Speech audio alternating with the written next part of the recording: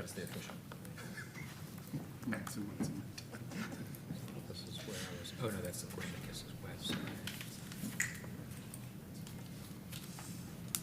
Should be here instead. This time I'll call to order the September 3, 2024 work session of the Clearwater City Council. This time we'll move to item 2.1 on the agenda. Amend Appendix A, Clearwater Code of Ordinances, Schedule of Fees, Rates and Charges, Article 24, Public Works Fees, Rates and Charges, Section 3, Solid Waste Collection Rates, Section 3D, Recycling Rates, and Section 5, Other Miscellaneous Charges. Good afternoon, Council. Mayor, Council members, Kervin and Amy, Solid Waste Director. Council, today, Letitia Dulhillen is here, Dulholland from Centex is here to give a presentation of the solid waste and recycling rate study.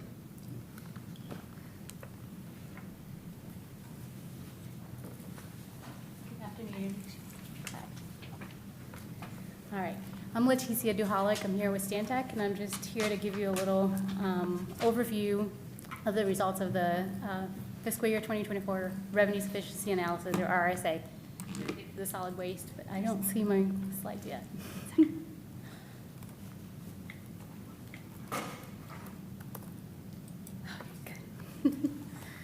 All right.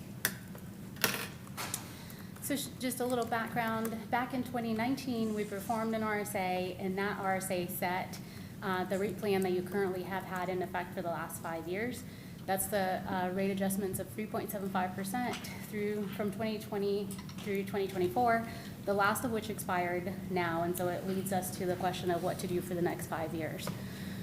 In 2021, we updated this study, and the information that we had at that time regarding costs and revenue projections basically confirmed that the 3.75% were still the appropriate level of adjustments, and so nothing was changed at that point. So now as we kind of get to this year's RSA, and we compare it to the latest study, which was done in 2021, we've identified that on a 10-year capital needs basis, there's been some increases to your capital to the tune of a little bit more than $7 million. On the operating cost side, although the projection starts out really close to where the projection was in 2021, the costs are now expected to grow a bit faster, and that's just because of the inflationary pressure that we're seeing lately. And some of the drivers of that faster increase, or the steeper increase to that curve, are shown on your screen right there. One of the things that might be noteworthy, and just taking a second to talk about, is that the dumping or tipping costs of the utility are a significant amount to the utility. They're close to 20% of the overall revenue requirements of the utility, but they're also something that and not necessarily, I guess I shouldn't be calling it utility, but the fund. But the fund has less control over those costs as it does over some of the other revenue requirements, because those rates are set at the county level as the city brings the collected garbage to the county facility. So just wanted to point that out, because it's a driver of the operating costs increase. And so after a review of the cost increases, and despite the increases to both capital and to operating costs, the analysis essentially suggests that extending the current plan, so continuing with the 3.75% for the next 5 years, will allow the fund to meet the projected revenue requirements for those 5 years. And so an adjustment of 3.75% in 2025 is equal to $1.43 to a residential customer.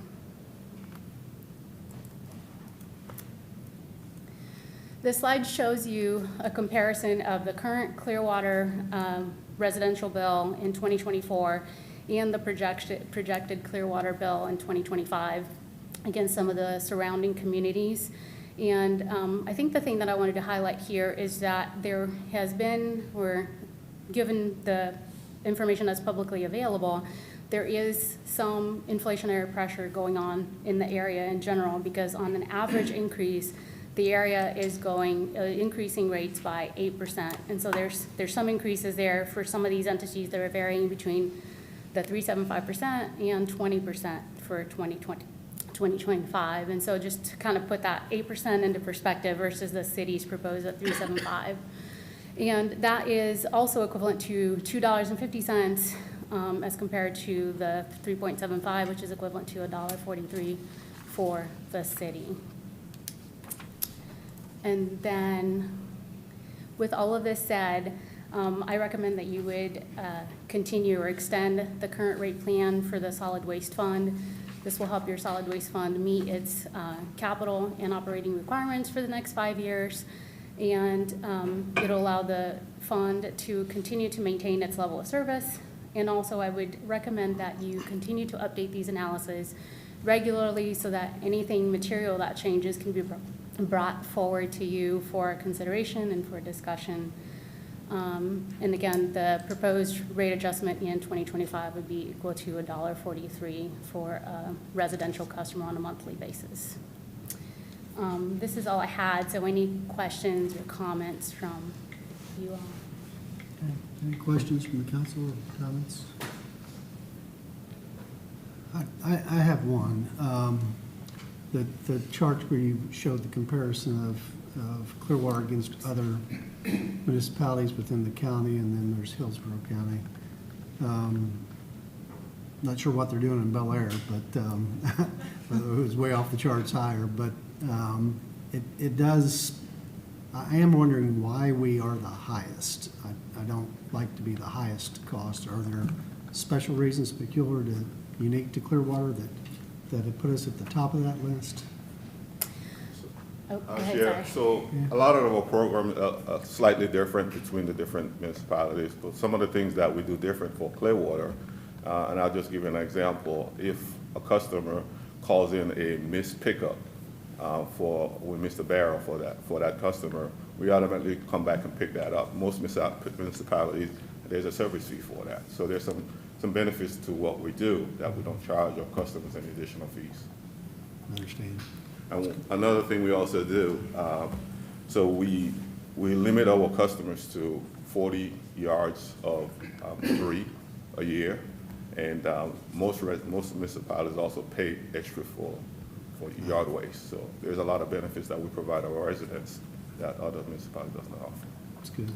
I just- And the other thing is this tipping fee that went up. I mean, that's, I guess the county raised that just because the demand just continues to grow for disposal of waste. And it's based on their cost structure too, right? So they have a certain amount of costs that they have to recover. And as everybody else has experienced, costs have gone up for everybody.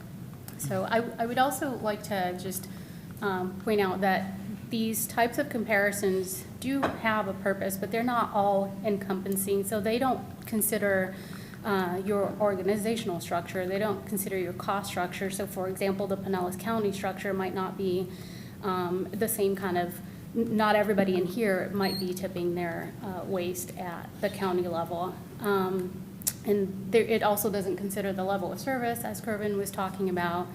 So, take that with a grain of salt. It's always good to have a little bit of a comparison, but I guess you'd have to compare the entire utility or the entire operation, because we don't know level of staffing. We don't know. I mean, there's just so much that's essentially not included in something like this. Makes sense.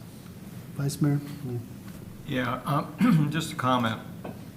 We've always had great trash pickup, and Clearwater, because I've had people ask me this before, why is it so? You can put anything out on the curb and you guys will pick it up. In other municipalities, not so. I mean, there's extra charge for an old couch or something like that they gotta send a special truck out for.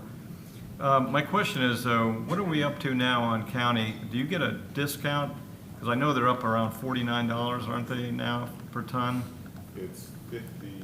Is it 50? It's going up to 50. We're going to present that to you in a little bit in the next item. No, come to the mic. I'm sorry. So the cost, I don't have the exact number in front of me right now, but the rate has gone up significantly. Now, last year we our total was $5,100,000. It's the same amount, just because the amount of trash is reduced a little bit because we're recycling a little bit better this year. But their rate went up 6.8%. When we get to that, I've got some figures that I'll talk to you about, but thank you. Councilmember Menino? Yeah, I was just going to make a comment. It's, I guess, kind of simple to put a chart together in relation to cost, but what we're not seeing is the level of service. And I know a handful of these municipalities under us don't have the level of service that we provide to our residents. So I wanted to, as a council, to keep that in mind. We are the envy of a lot of municipalities around us on what we do for exactly what Mr. Albritton just said. They pick up just about anything. Absolutely. Couches, TVs, beds, you name it. We're grabbing it from them, so it's We appreciated. provide once-a-week service, but every resident gets 3 trucks come through that neighborhood every day for that day. So regular trash pickup, recycling, and then bulk pickup. So we pick up everything on the curve. I guess just one more thought on that is that this is a one-time snapshot, right? But if you could extend that out and considering some of the rate adjustments that we're probably expecting for some of the other entities too going forward, that comparison would be, you'd probably be a lot more comparable because you've got other entities in here raising their rates at faster rates. And I'm really just asking these questions we get from citizens. You know, all their bills are going up, everything from food and everything. So anytime we make an adjustment upwards, I just want to make sure we're explaining it carefully to our citizens. And two, you know, this is an opportunity for our citizens to contribute to reducing the cost of the city in running this program, and that, you know, if we reduce our use, then our cost as a city in providing this service are lower. So certainly it's not just good environmental stewardship, it's just educating our citizens on how they can help us control the cost, the tipping fee, and these other things that go into these fees. I think that's an important part of communicating the increase if we approve it tomorrow night. So, okay. Anything else? Okay, thank you. Thank you all so much for the opportunity. Thank you. This time we move to agenda item 2.2. Approve a purchase order to Pinellas County Solid Waste for the disposal of solid waste at the Pinellas County Waste and Energy Plant.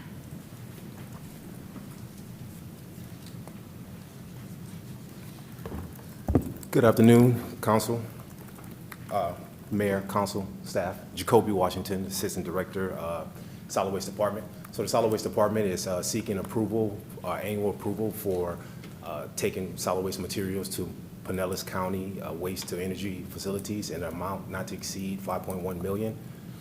Despite, as Kervin has mentioned, despite the rate increases of 6.75%, 6.8% by the county, as a department, we believe that utilizing our recycling programs will help us kind of alleviate that cost, which is that 6.75%. So, any questions? Any questions from council? Okay. Don't believe so. Yeah, and so that also to Council, to answer your question, that rate is $54.50. 54, wow. So Goes up every year. every year, Okay. every year. So do we have consent? Yeah. We have consent. Thank you. Thank you, guys. Agenda item 3.1. Set millage rate of 5.8850 mils for fiscal year 2024-25 against non-exempt real and personal property within the city of Clearwater. Good afternoon, Mayor and Council. Kayleen Castle, Budget Director. Tomorrow night is the first of 2 public hearings required by Florida statute to finalize the fiscal year 24-25 operating capital budget process. This first item approves the ordinance to adopt the millage rate of 5.8850 mils for the upcoming year. This is the same rate as levied in the current year. As part of the public process on Wednesday, I'll go through the presentation as part of this first item. I have it available today. If there are any slides or anything specific you would like to ask or go over, we have time for that now. Otherwise, we'll just wait and do that full presentation tomorrow. So if there's anything notice that you'd like to discuss, let me know. Any discussion among the council? I believe so. Okay? Thank you. Agenda item 3.2. This is for the first reading of the ordinance to adopt the operating budget for fiscal year 24-25. The following changes have been made to the preliminary budget and are included in the ordinance for adoption. In the general fund, miscellaneous and transfer in revenues are adjusted. They net to zero. This accounts for revenues in the correct categories, and this change was necessary to balance transfers. And in expenditures for the general fund, they are adjusted, also netting to zero, decreasing the city manager's office budget by $361,047 to transfer the neighborhoods division to public communications. In the water and sewer fund, expenditures are adjusted for a correction, increasing the wastewater collection program by $7,811,880. And this is to account for transfers to the capital improvement fund for the Fort Harrison Improvement Project and the Public Works Complex Project. These were budgeted correctly in the capital side, just mistakenly left out in the transfers on the operating side. Due to the expenditure increase in the water and sewer fund, revenues are adjusted to recognize the use of fund reserves of $3,053,470 necessary to balance the budget. And I'd be happy to answer any questions you have on the operating budget. Any questions or discussion from the council? Okay. Hearing none, agenda item 3.3. Approve the fiscal year 2024-25 annual capital improvement budget, establish a 6-year plan for the capital improvement program, and pass ordinance 9794-24 on first reading. This is for the first reading of the ordinance to adopt the capital improvement budget for fiscal year 24-25. There have been no changes made to the capital budget from the preliminary release. I'd be happy to answer any questions on the capital budget. Questions? Discussion? Seeing none, agenda item 3.4. Approve the recommended Penny for Pinellas project list. Wednesday is our annual public hearing to approve the Penny for Pinellas project list for fiscal year 24-25 through 29-30. City ordinance requires us to hold a public hearing prior to the annual adoption of the capital improvement budget to discuss the use of Penny for Pinellas tax, and at any time in which there's a proposed change to the Penny for Pinellas project funding of $500,000 or more. Attached to this agenda item is the project list. There are no changes proposed to Penny for Pinellas project funding in the fiscal year 24-25 budget.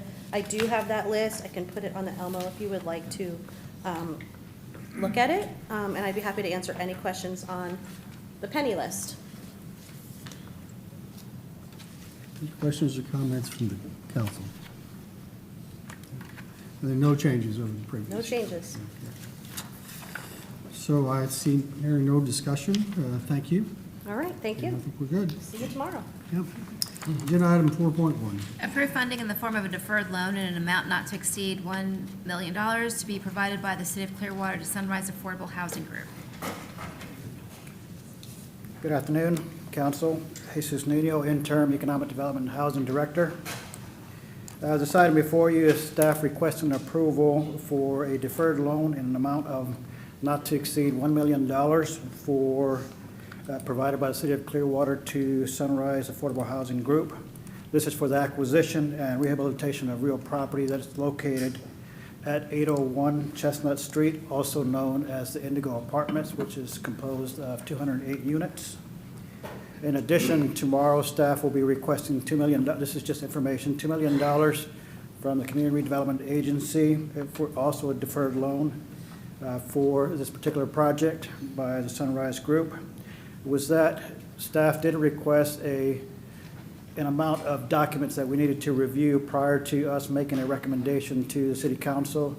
That included financial documents. That also included documents from the county because the county is a partner to this. This approval is contingent upon the Pinellas County approval, or them taking it to the Board of County Commissioners is contingent upon us, the City Council, basically recommending approval as well, and then they can take it to their council, their commission for approval. I did have staff, Mr. Dylan Malieu, review their financial documents and their pro formas and sources and uses documents, just to make sure that there was a real gap there, and also to review the relocation plan, which was very touchy subject for us, staff. Want to make sure that was done correctly and with certain contingencies at the end if there is approval to move forward. With that, I'm going to turn it over to Mr. Dylan Melieu, since he is our in-house real estate expert that reviews these documents. Good afternoon. My name is Dylan Mayhew, Acting Housing Manager, Economic Development and Housing. I'll run through a quick project summary and then we'll take some questions. Indigo Apartments is a 208-unit high-rise apartment complex that was built in 1971. It was originally designed as a low-income housing community, and the project consists of 96 studios and 112 one-bedroom units.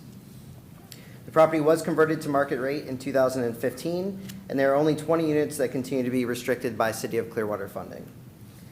Utilizing low-income housing tax credits, Penny, CRA, and city funds, Sunrise Affordable Housing plans to acquire the property and transform it into 100% affordable housing with a commitment to maintain the affordability by placing the property in the county land trust, securing a 99-year land lease with the county. The project will include housing options for individuals with incomes at 30%, 60%, and 80% of area median income. Based on demographic data provided by the current owner, Sunrise has estimated that 59 tenants will not meet the proposed income restrictions. Sunrise has hired a consultant who has developed a relocation plan ensuring compliance with the Federal Uniform Relocation Act. That act does protect the existing tenants from additional costs beyond their current rent and utility expenses due to the relocation. No tenant will be expected to leave prior to the expiration of their lease agreement, and the developer has stated that any additional costs associated with the relocation of tenants will be addressed through the developer fee. The developer has a $9.5 million capital improvements plan that will include the renovation of outdated units, updates to the mechanical systems, and life and safety upgrades that include the elevator. The final approval of loans will be contingent upon the following: the positive outcome of a subsidy analysis, the receipt of a structural evaluation that justifies the rehabilitation component of the project, the approval of all funding sources, and a satisfactory tenant relocation plan as determined by city and CRA staff. Staff recommends approval of a deferred loan in the amount of $1 million, utilizing State Housing Initiatives Partnership, that's known as SHIP, Community Development Block Grant, or CDBG, and CDBG revolving loan funds. The developer and their representation do plan to attend both meetings tomorrow to discuss or to answer any questions. At this point, we'd be happy to address any questions directed at staff. Vice Mayor? I personally am really happy that we're doing this because we talk about affordable housing a lot, and it's rare that we actually see something coming out of the ground back to affordable housing. I was vice president of this particular building back when it was called Prospect Towers, and it was an affordable senior living facility, and then it was sold and went market rate. And I'm glad it's going back. They're not real big apartments, but it's suitable for this, and I'm glad we're doing that. Councilmember Sure. There's quite a few things that I think are worth mentioning. First of all, this is a very significant boost to our inventory. It's also a major rehab of a 50-year-old building and its infrastructure. I do like the relocation. That was something that I was very concerned with. The reimbursement of moving expenses and the support of any increase for 42 months, that's something that really addressed my concerns. And we know that new ground development alone is not enough. So I think this is a good step in increasing our stock in affordable housing. Councilmember Cotton? Yeah, I agree with the previous comments that were made. I think that this is great for our inventory going forward with a low, more affordable housing opportunity. I am still concerned to make sure that this developer takes care of those families that will be displaced, but I do believe they do have a good plan going forward. So just to see them tomorrow, make sure that that's all taken care of going forward, we should be good to go. Councilmember Menino? Yeah, echo some of the same thoughts. I think the time frame on how quickly we can get this online is very important, checks an important box. Very, very rarely do we talk about affordable housing units in our surrounding communities, and we talk about that 30% AMI level, that's very nice to see that, you know, you have that option. And then I just wanted to say on staff side, the attention and sensitivity that's been given to the relocation side is greatly appreciated. I know every one of us up here is concerned about those 59 residents, and then that process being handled correctly. I have confidence that we're handling it correctly, it's in the right hands. So I greatly appreciate, I'm supportive of it as well. Just if you would, just summarize and describe the county's participation in this and the importance of the city participating in order to have the county participate. So the county is going to, there's two pieces. So the land trust is going to give $5 million for the property and provide a 99-year land lease. And then they are also going to provide $2 million in penny funding as well. In order for them to do that, the city needs to participate, is my understanding. Correct. Okay. Just for the public to know that. Okay, any further discussion? Okay, do we have consent? Yes. We have consent on agenda item 4.1. Thank you. Thank you. Agenda item 5.1. Approve a one-year agreement with Juvenile Welfare Board and the City of Clearwater for funding youth programs.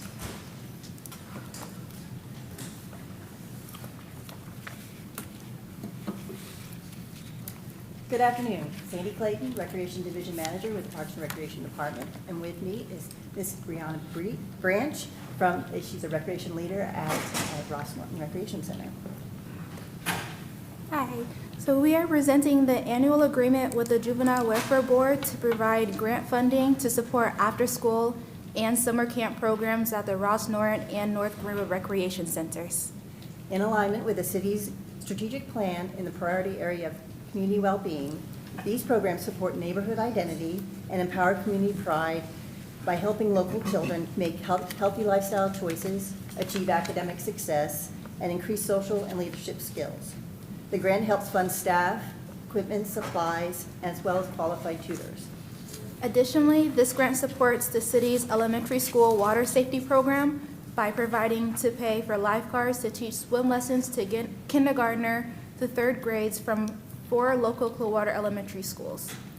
Brianna is here with me today as a bright and beautiful example of why this program works. She was a participant in the program, and now she is a part-time recreation leader for the City of Clearwater. She also works part-time for the Clearwater Neighborhood Family Center, and she's attending college to become a teacher. Brianna is one of 10 individuals who've been through a program that we've employed this summer and this year. So we're very proud of her, and we're very proud of this program and the partnership we have with the Juvenile Welfare Board. So with that, we'll answer any questions that you have. Any questions or discussion from the council? I'd just like to say Councilmember Cotton? congratulations. Thank you for participating. I think that you. these programs are, exceptional. It's important that we invest into our young people and their safety, and it's good to see a bright young woman up here that's doing great things through that program. So, Thank you. congratulations. Councilmember Menino? Yeah, thank you. Very appreciative for JWB and their outreach in all our surrounding communities. They do a wonderful job. Just a quick question, can you give us an idea or ballpark on the number of kids that this grant or program support in our community? Yes, so we have, at Ross Norton, we have 45. Ross Norton primarily has the elementary school. So we have 45 children in after school and then 90 in the summer camp. At North Greenwood, we have 50 in the after-school program. That's primarily older children, middle school and high school. And then 80, we had 90 during the school year and 80 during the summer. So it's a little over 200 children. 213. Yeah, no, Quick with it over it was here. in the attachment. Any further questions or Great job. discussion?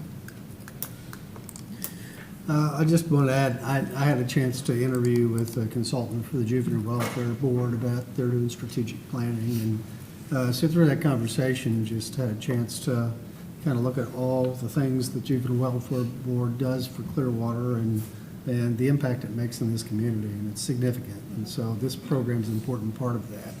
And thank you for continuing this program and certainly working with the Juvenile Welfare Board, which makes a significant difference, not just in Clearwater, but throughout our county.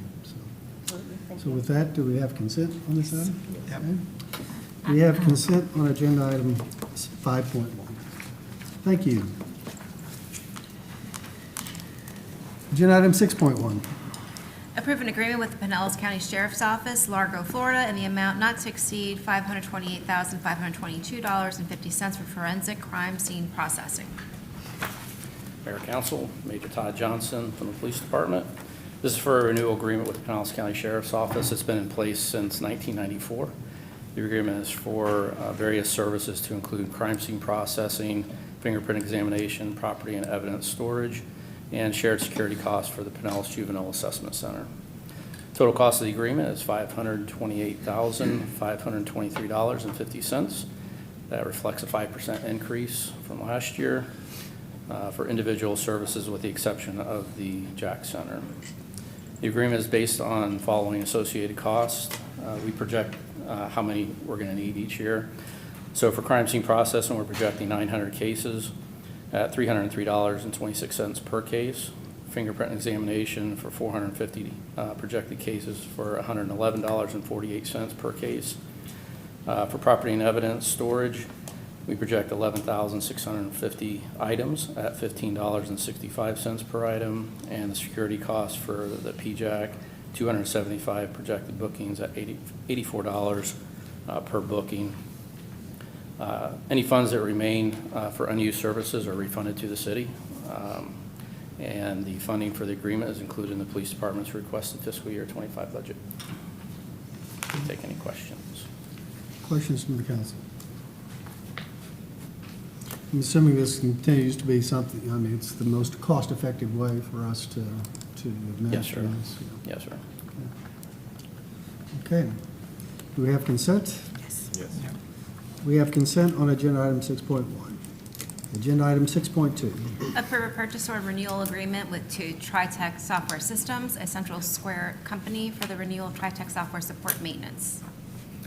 This is a renewal agreement with TriTech Software Systems. This is for our computer-aided dispatch system that's been in place since 2007.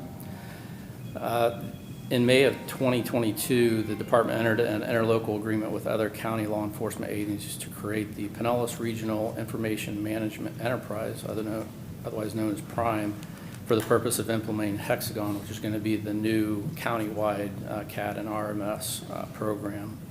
However, that's obviously a large project, and it's resulted in some delays. So the projected live date for that right now is May of 2025. So as a result of that, we need to renew our current agreement with TriTech. The total cost of this agreement is $236,153.25, which reflects a 5% increase. The funding for the agreement is included in the police department's requested fiscal year operating budget. However, due to these delays, the new CAD and RMS system, Prime has agreed to reimburse the city the entire cost of those fees for this renewal year. Happy to take any questions. Any questions or discussion on agenda item 6.2? Seeing none, do we have consent? Yes. We have consent on agenda item 6.2. Agenda item 6.3. Approve an event license agreement between Jones Lang LaSalle Americas, Inc. in the capacity as agent for the owner and premise of Countryside Mall. Mayor, Council, good afternoon. So we have to have a license agreement with Countryside Mall when we put on any events in the parking lots there. So in this particular item, because I didn't have my glasses on, This one's for the Shred-a-thon and the medicine cabinet. medicine cabinet? Yeah. Thank you. So we do Operation Medicine Cabinet and Operation Shred at the mall. It's required to come to you because it's an indemnification clause in the agreement. There's no cost to the city. And Medicine Cabinet and Shred, it's critically important to us. Although we have a drop box for unused meds at the PD, we collect hundreds and hundreds of pounds of meds at these events that would otherwise have the risk of being diverted into an illicit trade. So that being said, we also have our economic crimes folks there. And the shredding component, the property crimes unit and economics crimes units dealing with a tremendous uptick in fraud. as it pertains to identity thefts and things of that nature. So it gives the public the opportunity to come shred tons and tons of sensitive material. So we're requesting approval of this agreement so we can put the event on. Any questions or discussion on agenda item 6.3? Okay, do we have consent? Yes. We have consent on agenda item 6.3. Agenda item 6.4.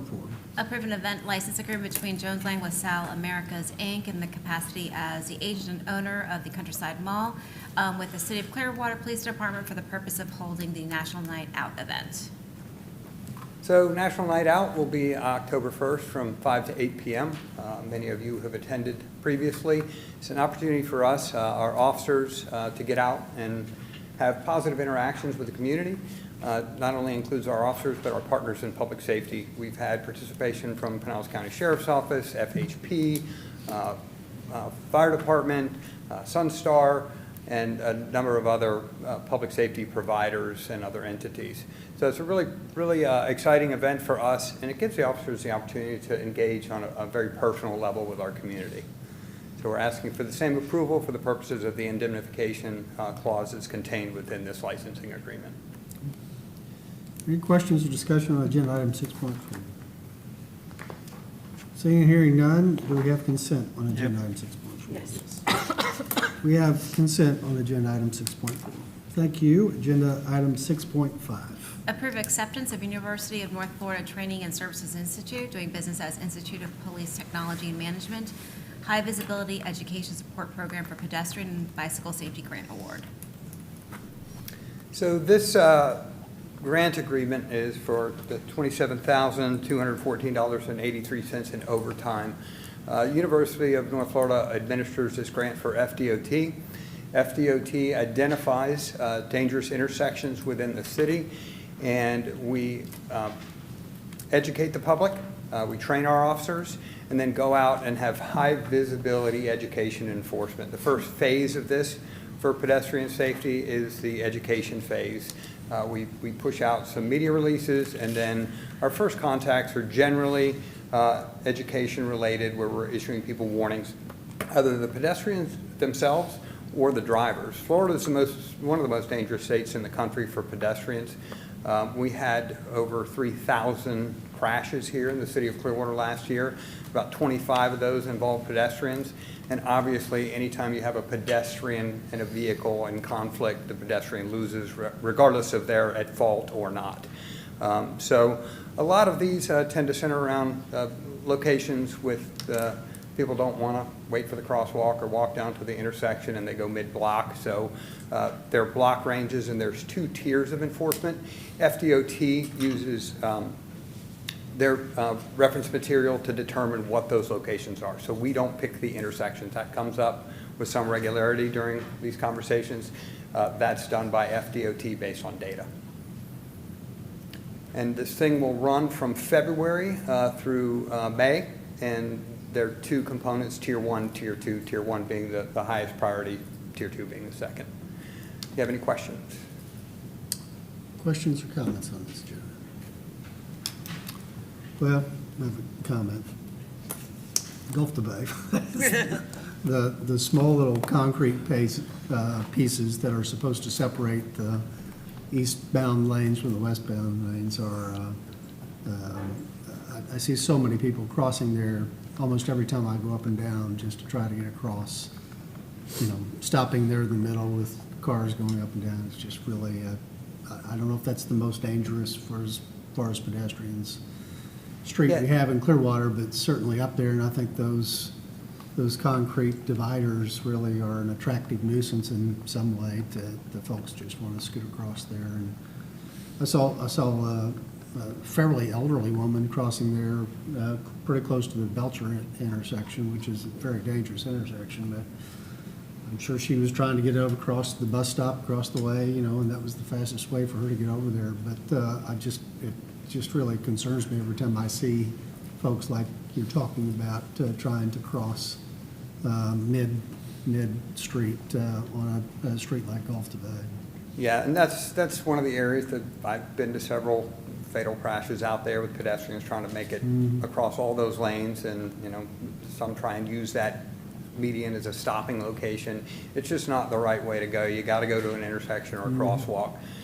And that's part of the education component of this that we're going to do prior to and during the effort. Thank you. Do we have consent on agenda item 6.5? Yes. We have consent. Agenda item 6.6. Amend the Clearwater Code of Ordinances, Section 3-1508, relating to the regulation of noise. So our noise ordinance, as you've seen before, we meet with legal, we look at some of our ordinances, and from time to time, we bring them forth for adjustment. We've had a lot of discussion over the noise ordinance over the years. This was last amended in 2014. In our most recent pass-through of the ordinance, we identified a couple sections that I think will enhance and encourage our enforcement efforts. There's many times that we go out on noise ordinances and we issue warnings, and we were trying to figure out the cause of that. Why are we issuing warnings? Well, one component is this. If you have a location that got two competing bands, a bar going, we had to issue an individual an ordinance violation. And that presented a problem for an officer. So do I give it to the lead singer? Do I give it to the manager? Do I give it to the bartender? What do we do with that? Well, if it's an entity coordinating all those efforts, we incorporated them into the ordinance. So the officers, you know, again, they're human beings, and they might feel a little bit uncomfortable giving the bar manager the citation. So we incorporated that in here. And, you know, we also had to clean up a little bit of language. I mean, there was some that was archaic, referring to types of equipment and things like that. So we just made an hourly restriction. The other thing, there was a challenge with some of the verbiage. I looked at our ordinances as compared to some of the other municipalities, and some very similar boilerplate language in there with what constitutes a violation. The judiciary has had issue with some of the semantics used, and as such, we made some adjustments here to make our ordinance more enforceable and more robust. So, like I said, some minor changes, but just some housekeeping stuff to try and keep up with the times. I suspect we'll be back with you again at some point to discuss noise as it pertains to the sound study and some of those things and the interplay with the sound, but that's for a further discussion and beyond the scope of what this was intended to do. It was intended to encourage the cops to do the enforcement and give us a leg to stand on in court. Any questions? Vice Mayor? Well, talking about equipment, this thing was written back when they had steam engines. And I noticed you had eliminated steam engines out of here. I got a kick out of that. But, you know, you and I have had this talk probably for years about what we need to do with the noise ordinance. And I know we talked about doing decimal readings for low and high frequency. And then I didn't think that went anywhere. And you and I talked, and that you said that was hard to differentiate, I guess. And so we're back to basically the ordinance that has, and I'm telling you, every paragraph in this ordinance has raucous in it. And to me, would you tell us what constitutes raucous? I know what the Webster's meaning is, but how do you determine that in the field? So you'll look at some ordinances, and around the state, they'll put a distance of 100 feet, let's say. Yeah. And you can hear ordinary conversation or people speaking loudly. That, to us, doesn't meet the threshold of raucous. Now, those same people 100 feet away screaming and yelling at each other and screaming at the top of their lungs would differentiate between a normal conversation and one that's raucous in nature. Hopefully that simple distinction kind of demonstrates the difference. Okay. Thanks. Is that the kind of clarity that the courts have been looking to us to have a statute, an ordinance that's more defined for that? So more specifically, the courts got hung up on the word character. And I don't know if it's a correct interpretation or not, But ultimately, that was an obstacle to us because we had character incorporated in this ordinance. Now, we're not the only ones in the county that have that. But that, I think, lent itself to a potential constitutional argument that we're sanctioning what was said. And we don't want to be in that business. Type of music, profanity, that kind of thing. Yeah. So, you know, the character, and I think the original intent was loud booming bass, screeching treble, character, but the courts have looked at it differently. Okay. All right. Okay. No further discussion? Thank you. Thanks. Move to item 7.1 on the agenda. Approve the form of standard interconnection agreements with Duke Energy for city-owned renewable energy systems. Good afternoon, Mayor, council members, city leadership. I'm Cassie Cordova, the Sustainability Division Manager for Public Works. I'm here today to seek approval of the standard interconnection agreement with Duke Energy for current and future city-owned solar installations connecting to the electrical grid. Completing this agreement will allow the city to receive credits from the utility company for the corresponding amount of renewable energy produced on our own sites. Due to the indemnification clause in the agreements, they must be approved by City Council.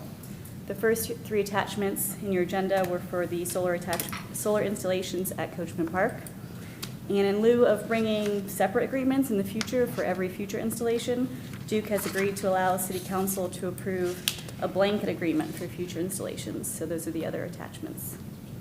Happy to answer any questions. Yeah. Any questions or comments on this agenda item? Councilmember Menino.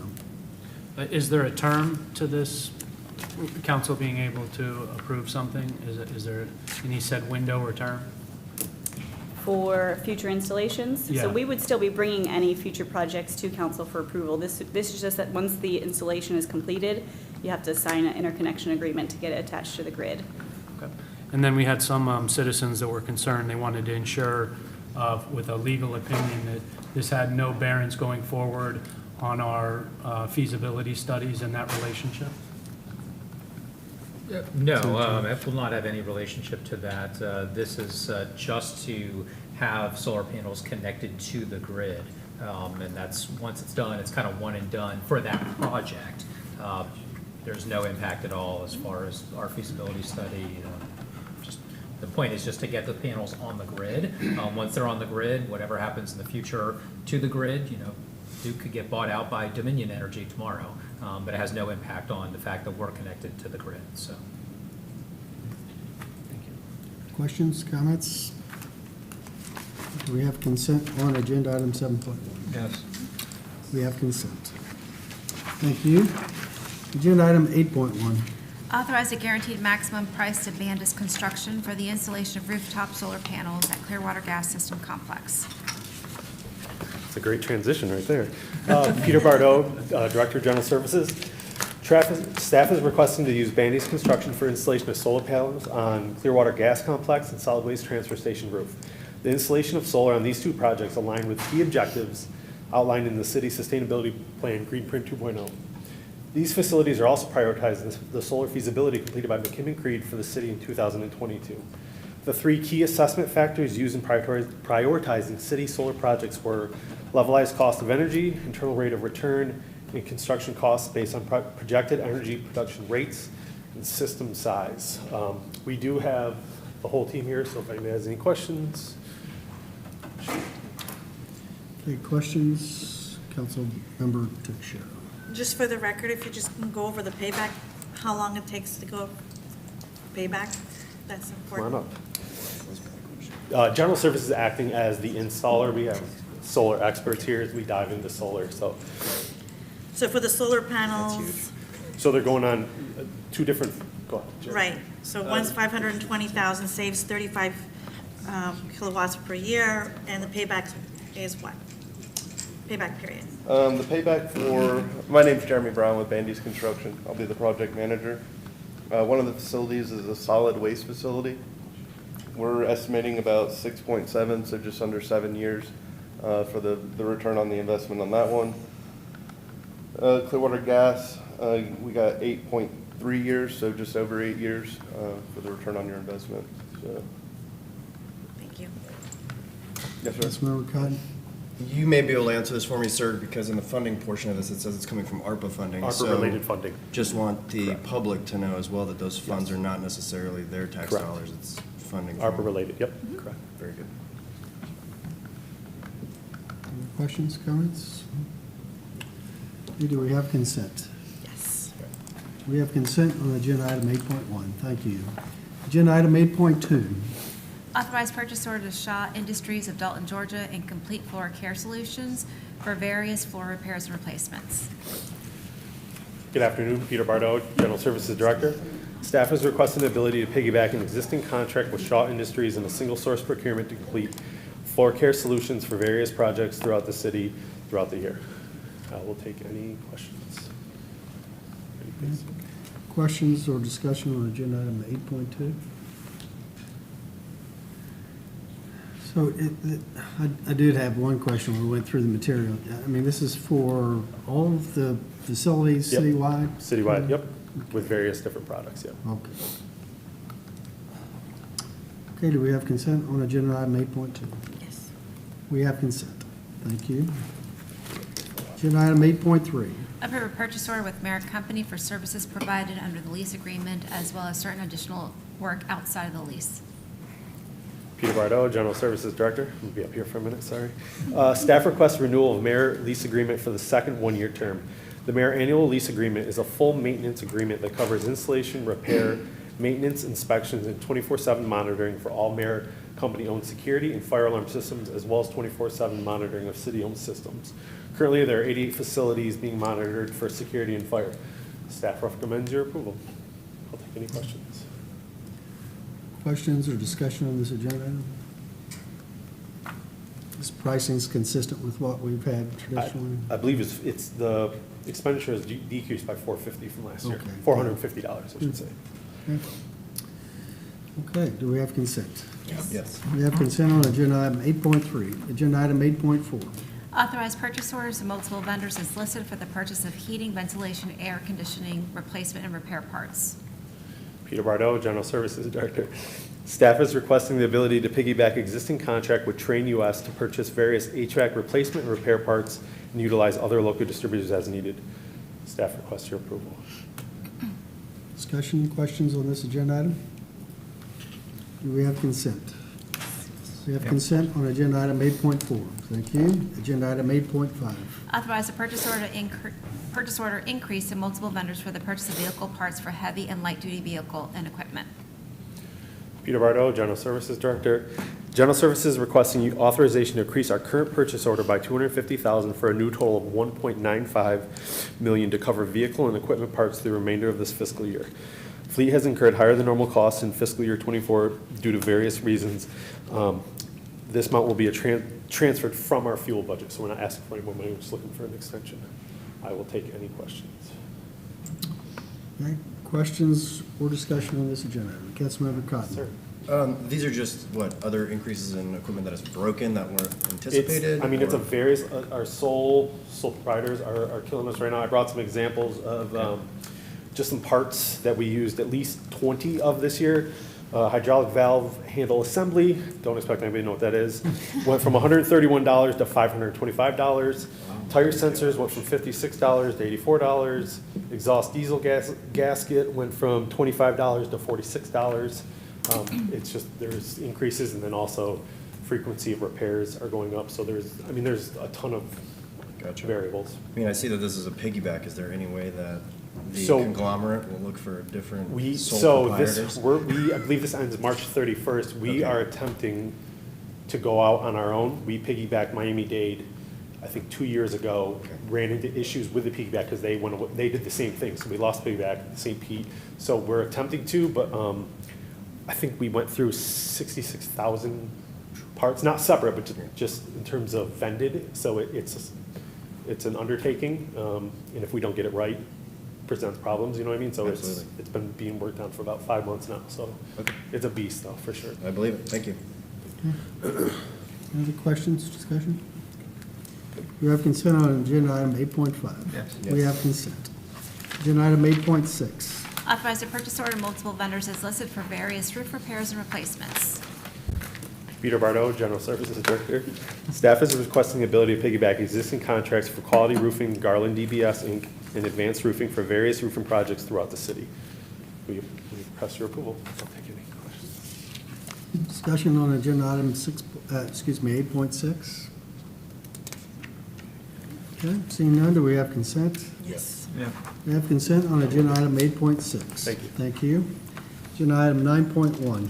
Approve an event license agreement between Jones Lang LaSalle Americas, Inc. in its capacity as agent for the owner of the Countryside Mall and the City of Clearwater for the purpose of hosting an emergency vehicle operations refresher course. Good afternoon, Mayor, Council, Scott Ellis, Fire Chief, Clearwater Fire and Rescue. This request for your approval is very similar to items 6.3 and 6.4 with the Police Department. It is an event license agreement between John Lang and LaSalle America, Inc. in its capacity as the agent and the owner of premises known as Countryside Mall. Clearwater Fire and Rescue puts all personnel through emergency vehicle operations refresher course every 3 years to provide the highest level of safety to our citizens. This course is essentially a driving course through various obstacles set up as cones to provide drivers of emergency vehicles with training for potential issues on the streets. The mall parking lot provides a wide open area to set up the course within, and the dates for this agreement is for September 6, 2024 through September 24th, 2024. With that, I'm happy to answer any questions. Any questions or discussion on this agenda item?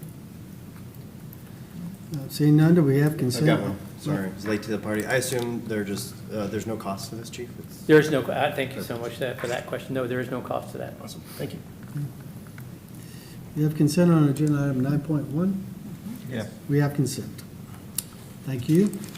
Agenda item 10.1. Approve the joint participation agreement between the City of Clearwater and the State of Florida Department of Transportation for the construction of terminal and FBO building at the Clearwater Air Park. Good afternoon, Council. Mike McDonald, Marine and Aviation Director. This item is a request to approve a grant agreement with the Florida Department of Transportation for the construction of a new terminal building at Clearwater Air Park in the amount of $3 million. On May 18, 2023, Council approved a grant agreement with the Florida Department of Transportation for the design of the terminal building. As part of the public-private partnership between the City of Clearwater and Fly USA, in our agreement, we are seeking to redevelop the terminal building as well as other portions of the airport. I'll be happy to answer any questions. Questions or discussion? Vice Mayor? So, been looking forward to this for a long time. When do you have any date when this might actually start going vertical? I do not. Later on in the agenda, I'm going to ask for your approval for the design of the terminal building. So within 8 to 12 months of the design being Okay. done, we should, at the latest, be going vertical. Good. Any further discussion? Okay, thank you. We'll move to agenda item 10.2. Accept Florida Department of Transportation grant agreement amendment for the design and terminal building at the Clearwater Air Park. This item is a request to approve an amendment to a Florida Department of Transportation grant for the design of the terminal building at Clearwater Air Park. The original grant was approved by council on May 18th, 2023, in the amount of $300,000. This amendment will increase funding by $200,000, bringing the total grant amount to $500,000. This is an 80-20 grant amendment, and as is written in our operating agreement with Fly USA, they are to reimburse the city all costs associated with this design. I'll be happy to answer any questions. Questions or discussion? Do we have consent on agenda item 10.2? Yes. We have consent. Okay, thank you. Agenda item 10.3. Approve work order American Infrastructure Development, Inc. of Tampa for Air Park Terminal and Parking Lot Improvements. This item is a request to approve a work order from American Infrastructure Development for $432,400.50 for design, bidding, and award services for the terminal building and a parking lot at Clearwater Air Park. On May 18th, 2023, and on February 15th, 2024, Council approved agreements with the Florida Department of Transportation for two 80-20 grants for this project. This project will provide the conceptual design, permitting, and construction documents for the new terminal building and associated parking lot. As written in the operating agreement with Fly USA, they are to reimburse the city all costs associated with this design service work order. I'll be happy to answer any questions. Questions or discussion on this agenda item? Seeing and hearing none, do we have consent on agenda item 10.3? Yes. We have consent. Thank you. Agenda item 11.1. Approve supplemental work order 1 to CHA Consulting for the Reclaimed Water Master Plan Project.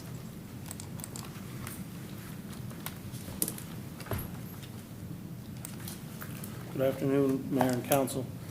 The project consists of developing a reclaimed water master plan and includes a review of the existing reclaimed water infrastructure, updating the reclaimed water hydraulic model, and evaluating future expansion requirements, both due to demand and those required to meet Senate Bill 64. Senate Bill 64 requires wastewater treatment facilities to discontinue discharging non-beneficial effluent to surface water bodies by 2032. The item before you today is for additional services associated with additional hydraulic modeling scenarios and evaluations which came to light during final review, including existing irrigation water well review, industrial parcel review, and incorporation of these additional services into the master plan. I'm happy to answer any questions. Okay. Questions or discussion on this agenda? Okay. Do we have consent on agenda item 11.1? Yep. We have consent. Thanks to you. Agenda item 11.2. Award a construction contract at TLC Diversified for the East Water Reclamation Facility screw pump replacement project. The purpose of this project is to replace the screw pumps at the East Water Reclamation Facility, rehabilitate existing structure by applying crack injection, install electrical improvements, and refurbish or replace the control gates. On April 8th, Public Utilities issued an invitation to bid, which closed on May 8th.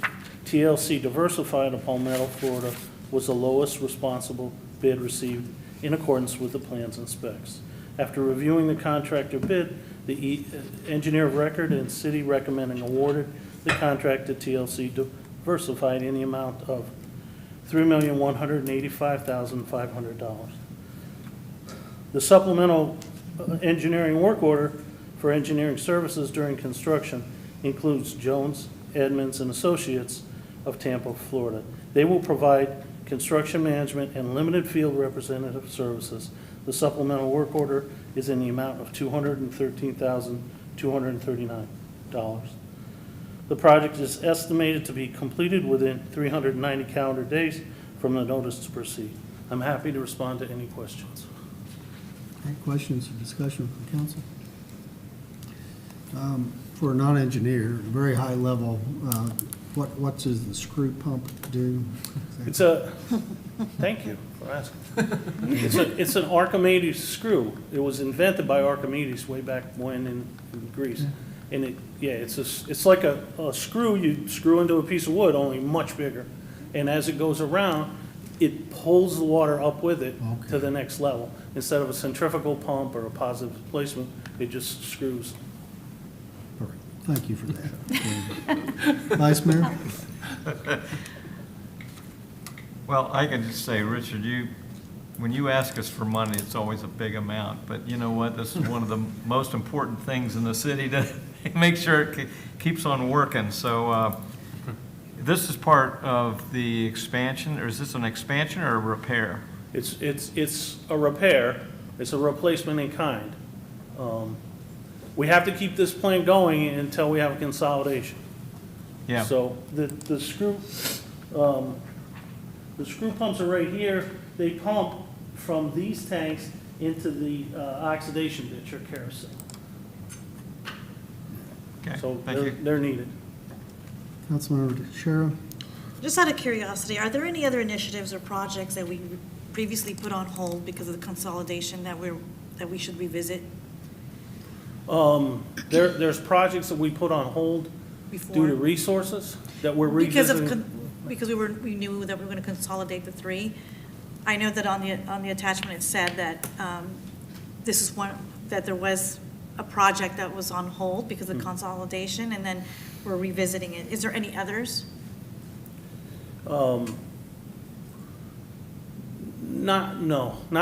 that I can think of, but every time we look at a project, we say, we make an informed decision, will this project last till consolidation? If there's any question, we're gonna replace the piece of equipment. We're not gonna wait till consolidation. On this project, we had a lot of discussion. Hey, could we use those screw pumps in another plant when we consolidate? And we tried, and they won't fit, and, well, they have to go to Northeast. But we consider all aspects, but we're not gonna increase our risk by not doing something in hopes that consolidation will solve it. That's good to hear. Thank you. Okay, any further discussion? We have consent on agenda item 11.2. We have consent. Thank you. 11.3. Approve supplemental work order 2 to Jones Edmonds and Associates for the East Plant Water Reclamation Facility filter feed pump station. And the filter feed pump station pumps the flow from the clarifiers here all the way over to the filters over here. Due to age, condition, and risk and consequence of failure, the pump station needs to be rehabilitated. The project originally started in 2018, but was paused in 2022 pending a decision on the city's desire to consolidate the 3 water reclamation facilities. However, conditions have deteriorated to the point that it can no longer wait for consolidation. Since the project was paused, engineering costs have increased pursuant to request for qualifications 2622. The engineer of record is requiring additional funds to complete the pre-construction work of design, permitting, and bidding. In addition, the original work order didn't include the construction management services needed to move forward with the project once design and bidding is complete. Supplemental work order number 2 for Jones and Edmonds includes design at 60, 90, and 100%, permitting, bidding, and construction management services associated with the pump station rehabilitation. Supplemental work order 2 is $281,342.88, increasing the work order from $248.914 to $530,256.88. The design is estimated to be complete within 243 calendar days, and I'm happy to answer any questions. Any questions or discussion on this agenda item? Seeing none, do we have consent? Yep. We have consent on agenda item 11.3. Thank you. Thank you. Agenda item 12.1. Appoint Diane Etchinelli to the Community Development Board to a term expiring February 29, 2028. Council members, Ms. Etchinelli was filling an unexpired term and has completed that partial term and is interested and eligible for reappointment. I am asking that it not be placed on consent for 2 reasons. One, I did receive a request to take it off consent, so that was one reason, but also the resume and biography that she attached was a snapshot. It wasn't showing completely, so I have attached a proper document for everyone to see. Okay. Any discussion on this agenda item? Okay, hearing none, we'll move to agenda item 12.2. Appoint Cynthia Ramos Gonzalez to the Sister Cities Advisory Board as the Pinellas County School Board's World Language Coordinator with an unexpired term through February 1, 2028. Council members, Ms. Pamela Benton was serving in that capacity and has since retired, so that is a reason for the appointment. And the individual, Ms. Ramos Gonzalez, is the current School Board World Language Coordinator, and so they have identified her as the applicant. Any discussion? I'm good with it. Okay, we have consent. Yep. We have consent on agenda item 12.2. Agenda item 12.3. Appoint Heather Repair to the Sister Cities Advisory Board as the Clearwater Arts Alliance representative with an unexpired term through October 31, 2027.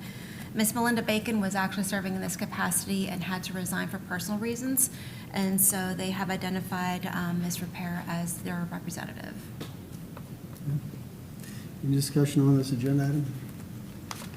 Do we have consent? Yep. We have consent on agenda item 12.3. Agenda item 12.4.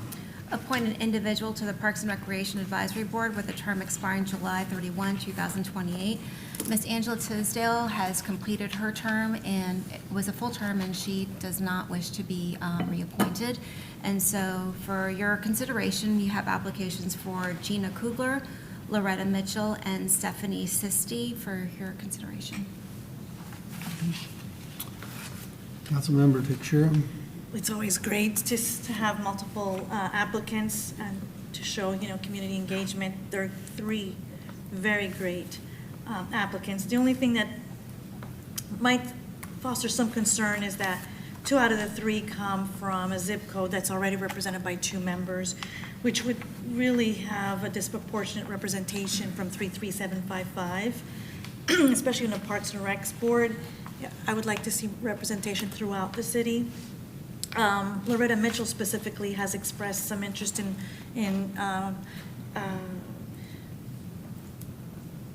engaging in Greenwood specifically, so maybe we can redirect her to the CRA and see how she can assist. But with that in mind, 33763 has no representation on the board, and that would be Stephanie Sisti. So that's my comment. Okay, Vice Mayor. Yeah, I concur with that. I did like Loretta Mitchell because of the representation there, but I agree, maybe we can find something for her in the CRA.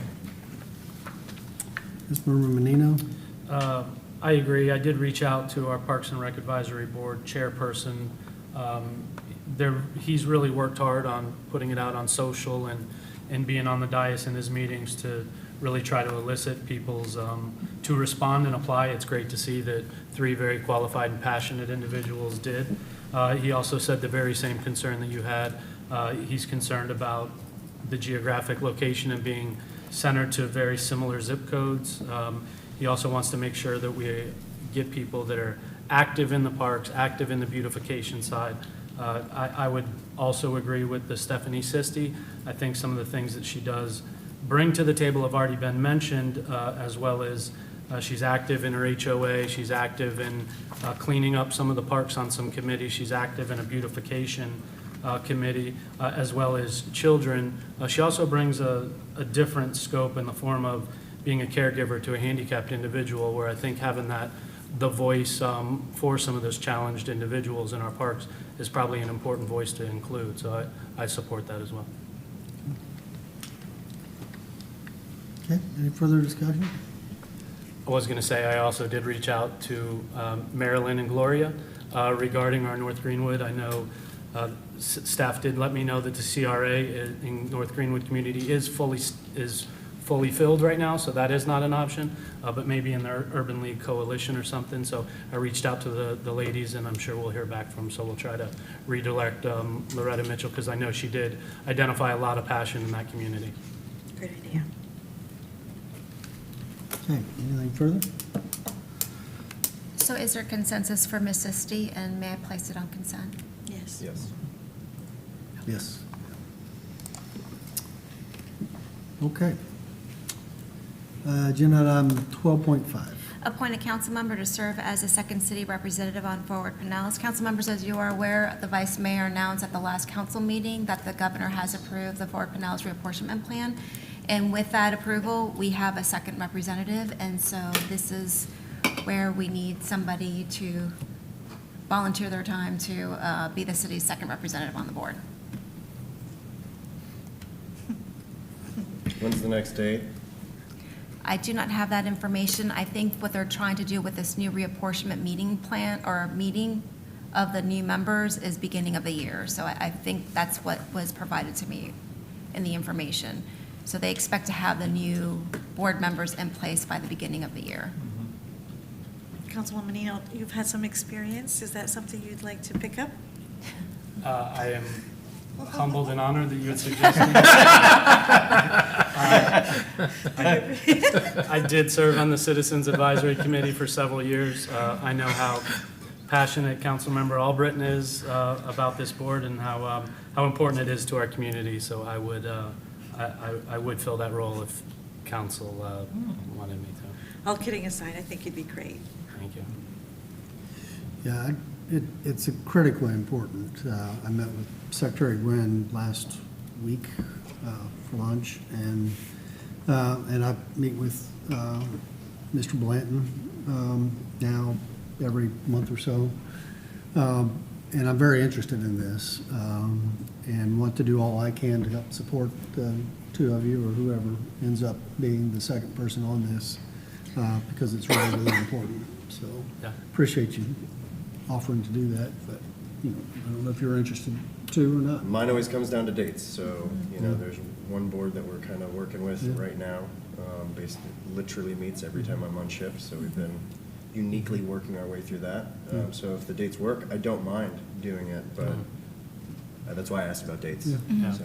Well, I don't mind filling it, and then if we find out that it is something you are able to do, maybe I'll pick up that one you are having the challenges with, and we can flip-flop those two at that. Sounds like a The thing pack? going forward. The Sweet. pack, you're referring to the pack? Yeah, yeah.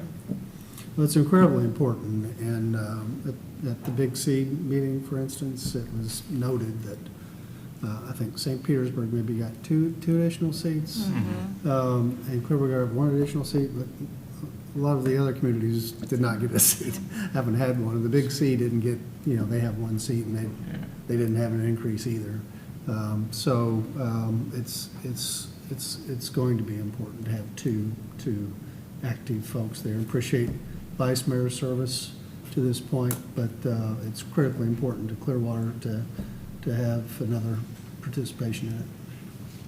Vice Mayor? So to answer your question, we meet monthly, and it's usually in the middle of the month. The next meeting is on the 11th of September. So it's usually in the afternoon, like 1 to, yeah. You're very busy that day. Thank you. That would be a challenge. So consensus, I guess, is, Yeah. So I hear we have a consensus. Ms. Okay, all Councilmember right, Menino? start to being voluntold, okay. All right. I will create the agenda item for Councilmember Menino to be the city's second representative. very important, and thank you. Thank you to both of you for being interested in it. It's very important for Clearwater. With that, we move to item 13.1. Mayor, this is the discussion we had recently regarding annual evaluations of both the city manager and city attorney. I have drafted a resolution that is purely a draft, but for council's consideration. I took a couple liberties in here, really more for ministerial things to help the clerk have guidance as to how to phrase the agenda item, you know, when it comes forward, et cetera, so that we don't have to have a discussion every single year about her saying, when does it come forward and what is it going to say, and just, you know, basic things like that. So I did take a couple liberties, but the draft is attached. Happy to answer any questions. I think it encapsulates the spirit of at least what I heard the council say at the last work session, but it is ultimately council's process, and so council gets to decide exactly how you want that process to look. So we can tear this up and start from scratch. We can make edits. We can do whatever the council's pleasure. Questions or discussion? I thought it was good, personally. but- Yep. Okay. Okay, then we'll, it's resolution, so we'll put that on the agenda for resolution. Very good. Okay. Item 14, city manager verbal reports. Yes, Mayor and Council, if I may, I would like to call up our Public Utilities Director, Rich Gardner. I know that we have had individual conversations in terms of what's going on at Marshall Street and have provided updates as it relates to the spills. We've also reported them, and that information is available on our website.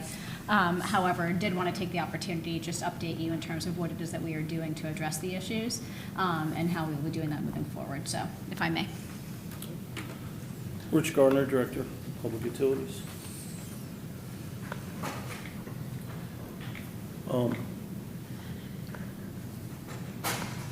This is the Marshall Street plant at 1650 Harbor Drive, Clearwater, that borders on Stevenson's Creek. Due to high flow clarifier sludge blankets or sludge levels increased, eventually the solids from the sludge blanket went over the weirs, blinded the sand filters, automatically bypassed the flow into the chlorine contact chamber. So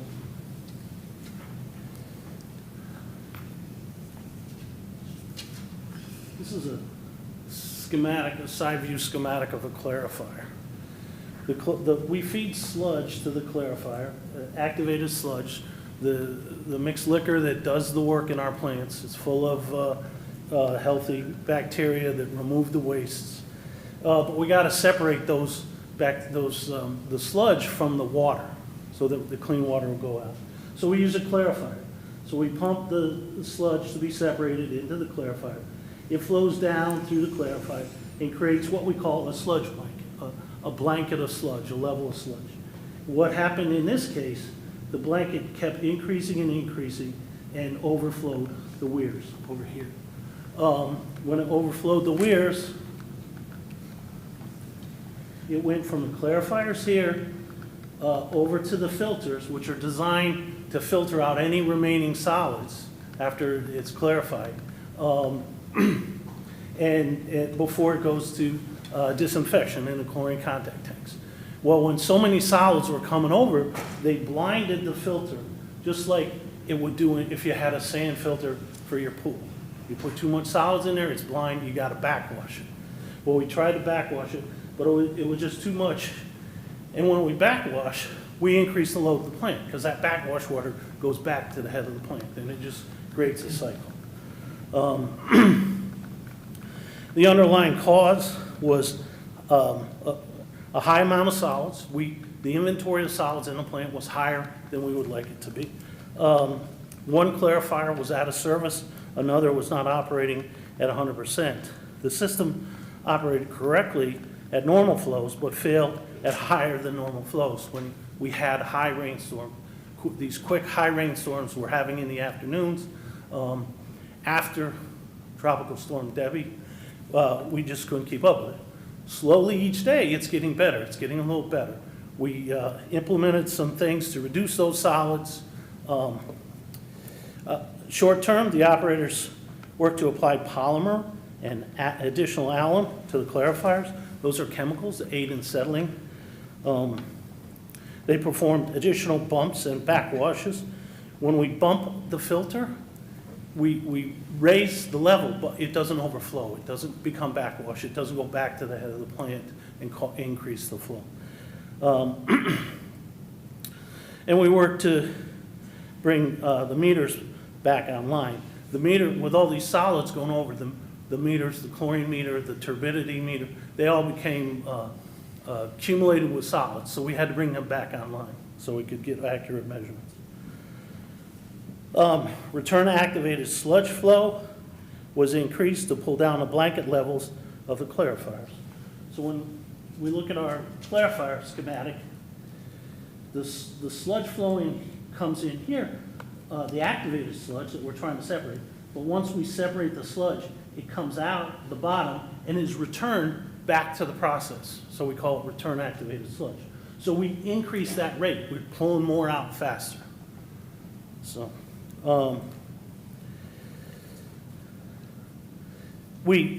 primary filters that filter out solids before it gets into this process, and thickeners which thicken the solids to help us remove those solids from the process to get this inventory down.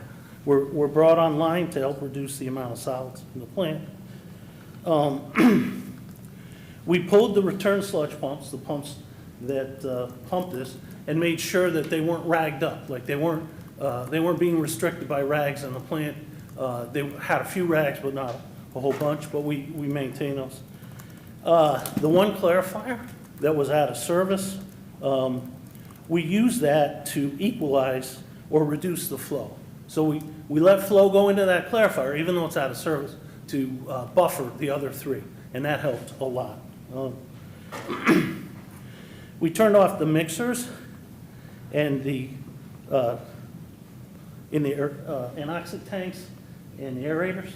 So in these tanks here, we have mixers that keeps everything in suspension. We turn those off, and in these other tanks, they have air bubbles always coming up, like in a fish tank, the air bubbles. We turn those off as well. What that allowed, the solids settled down, and the water would overflow into the clarifiers. The next step after these tanks is the clarifiers. So that helped us keep the sludge level down in the clarifiers.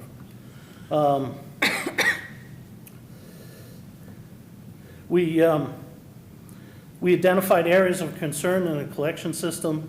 For example, there was a manhole that was propped open so that when the stormwater came up, it was going into that manhole. So we fixed that manhole. And then we found some other areas where manholes were flooded. So water's continuously trickling into those manholes. We're looking to raise those manholes and line them with something we call a manhole pan, which is like a pan that fits in the top of the manhole and prevents water from going all the way into the system.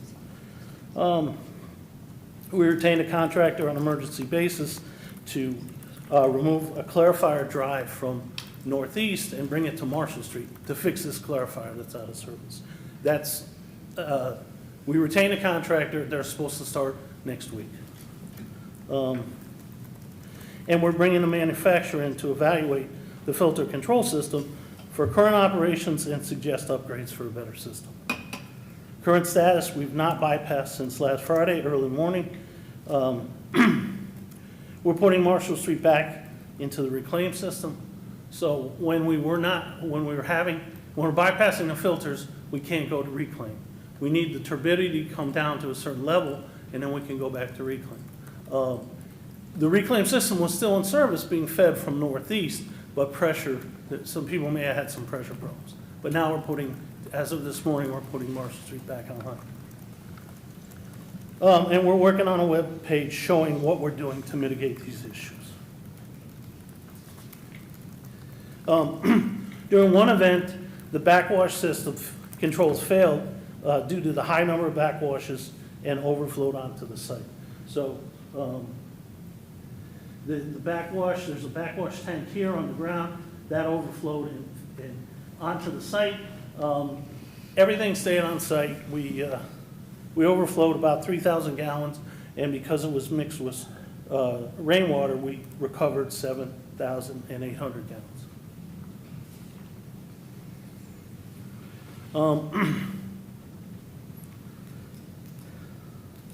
How do we notify surrounding residents, and what's the time frame?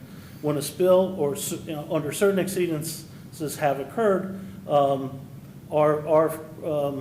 one of the facilities, the first thing staff does is report the event to the Florida Department of Environmental Protection and the Florida Department of Emergency Management, as required by state law.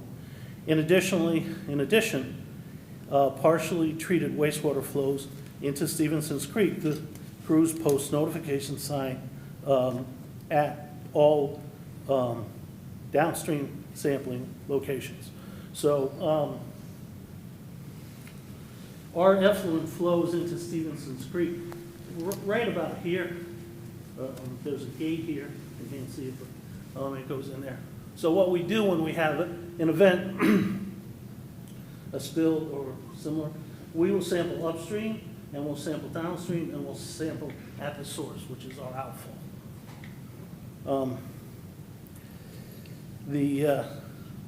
We coordinate with public communications to let them know what happens.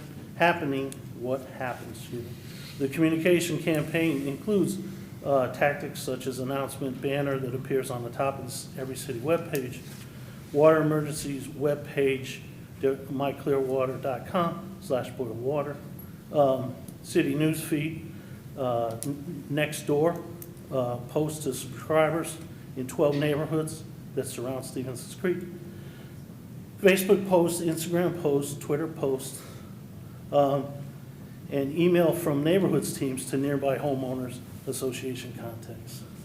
Other communications are used if necessary. What do we test for? On a daily basis, we test for, depending on the parameter, we test 5 to 7 times a week for nutrients, solids, biological activity, and fecal coliforms. Fecal coliform is an indicator of possible presence of pathogens. It's not a pathogen, but it indicates there may be some present.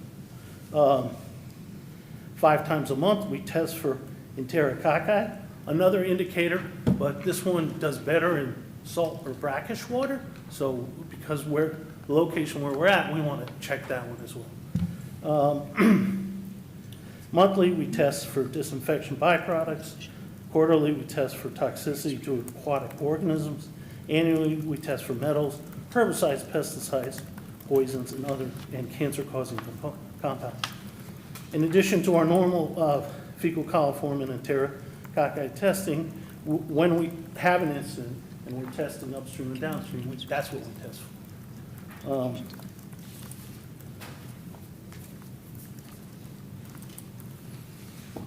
Have you got any of those test results yet on any of those? We've got some we continue to test.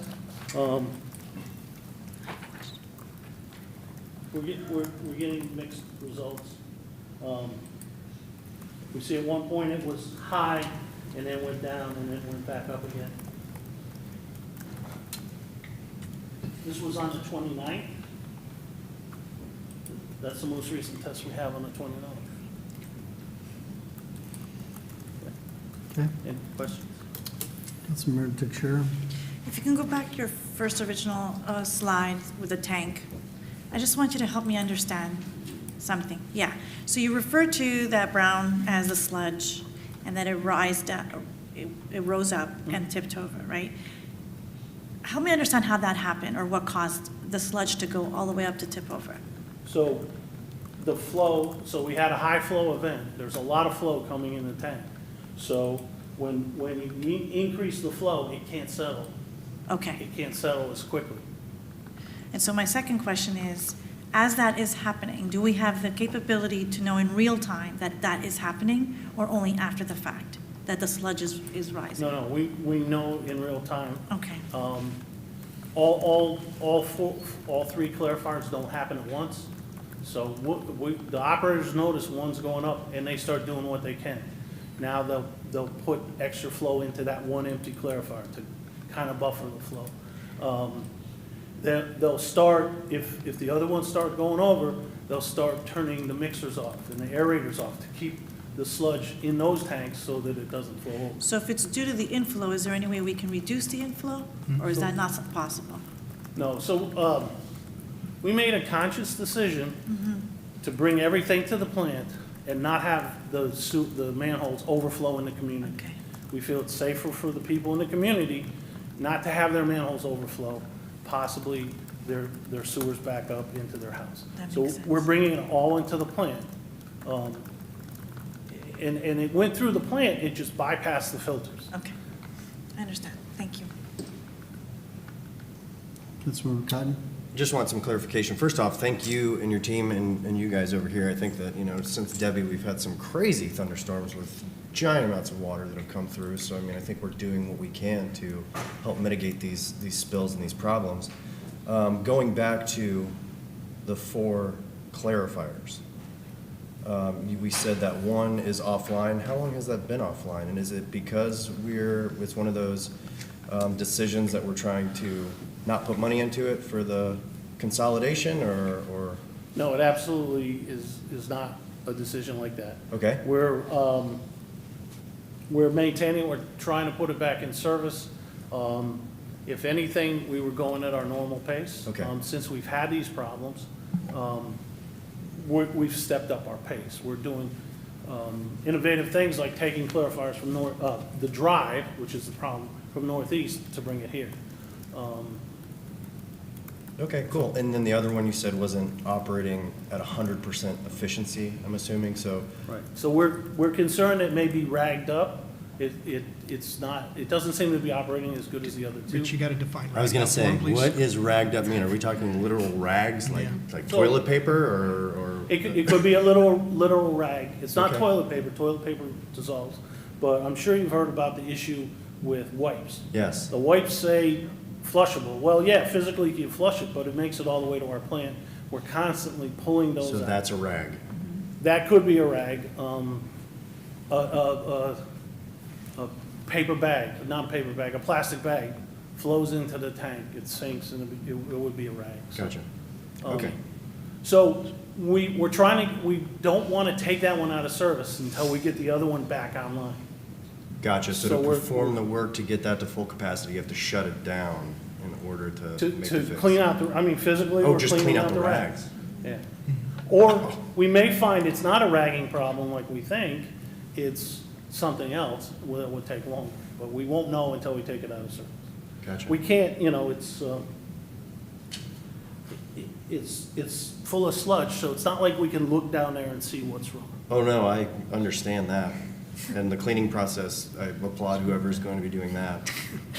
Because that's crazy. Scuba. So, maybe Councilmember Menino.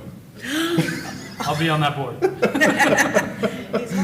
But anyways, all jokes aside, thank you very much for you and your team, because I'm sure that the public, this is no joking matter, but the clarifications on those and why things are down definitely helps. And hopefully Mother Nature can work with us the rest of this storm season and we get these things up and running correctly. So thanks. I'm working with public communications basically to put this same information on the website. Hopefully today, we'll get it on. Thank you. City Manager? Yeah, so I just wanted to that point, we are working with public communications as, when Rich is providing these descriptions, yes, it's in a very technical manner, and so our public communications team will help make sure that, the information that we're putting out there is digestible, and so that the public understands not only what has happened, but what is being done to, mitigate any potential of it continuing to occur. So they are working closely together and hope to have some additional information up on our website today, and it'll be ongoing as we continue to work through this. Councilmember Menino? I greatly appreciate the update. You gave us a complete engineering update, the human concern update, the environmental update. You hit it all, and I appreciate the hard work that the team's putting into it. My question is, do we feel as a city and as a staff that we're getting a bit ahead of this to where the next hard or heavy afternoon rain, we're not repeating the same challenges, or? Yeah, we're definitely getting ahead of it. We had some fairly heavy rains over the weekend, and we were able to maintain it. Probably the biggest thing we've done is, and it was the chief operator's suggestion, was to take that empty tank and use it to buffer the other tanks. That seems to have helped. I looked at NOAA this morning, and there's 3 yellow X's out there. So if we get another hurricane similar to Debbie with the volume of water, I don't know what will happen, but we're working to get back to normal. Appreciate it. And we are. I look at the data. One of the changes we made was I get to see the data every single day now, and I'm looking at it, and I see the solids going down every day. If I can add, if you don't mind, sir, quick, just, so in the midst of this, certainly it's been very challenging and demanding on the staff, but like Brian Alexander is a true hero in the rough in this particular story with this. He's a longtime employee that works at Marshall Plant. He knows this plant like the back of his hand, and he is the one that came up with the idea to use the Clearwater as basically a temporary storing tank to basically help offset the flow, which made a big difference to the weekend. Is it going to, if one of these yellow X's arrives, is it going to help that? I think the honest answer is probably not. They're going to expedite. They've already processed an emergency appropriation on Friday to do an emergency repair to that one clarifier by stealing essentially the motor from another clarifier we have on the east side of town, northeast plant, to bring it over. And that'll make a big difference if we can get that clarifier up and running and operational. They'll have to choose the day in which they take the other one offline to get to it to clean it up. I mean, certainly if we're expecting heavy rain, even at 50%, it's better than 0. So we'll have to really be smart about when we do that. One of the other things Richard didn't touch on, which I thought was pretty ingenious of the staff, on Friday, Mike Vaca, one of our field guys, one of the best guys we have in that department in the field, they've identified some critical areas based on some stuff that they've seen where they think there might be depressions and weaknesses and compromising of the pipes where we're having an inflow and excessive water that's coming into it. Certainly if we can try to deal with some of that rainwater like Richard talked about, that will help manage a lot of that excessive inflow, which is not sewer water, it's rainwater that's penetrating the system. And so they've identified some areas that they're going to be doing some continued research this week. Marcus's team, I know, has been helping them look at some other areas to try to keep some of the water levels low, and some of these storm water management systems that are operating at higher levels than we've seen before. Those higher levels are actually getting over into areas where we have some infrastructure that we believe it's contributing to the factor. So some of those areas are creating havoc both for the stormwater system and the utility system. So I can only tell you that it's all hands on deck on it. I mean, I'd love to tell you if it rained in an hour that you're not going to have a problem. I can tell you that if it rains in several months from now, I don't think you'll have a problem, but I can't guarantee in a day. Thank you. Thank you. So I guess I'll kind of wrap it up. So for me, that's where, and I shared this with several other mayors in the region, who have all had similar problems with Hurricane Debbie. It's just really unacceptable. And this isn't against any of our staffing in Clearwater, but just regionally.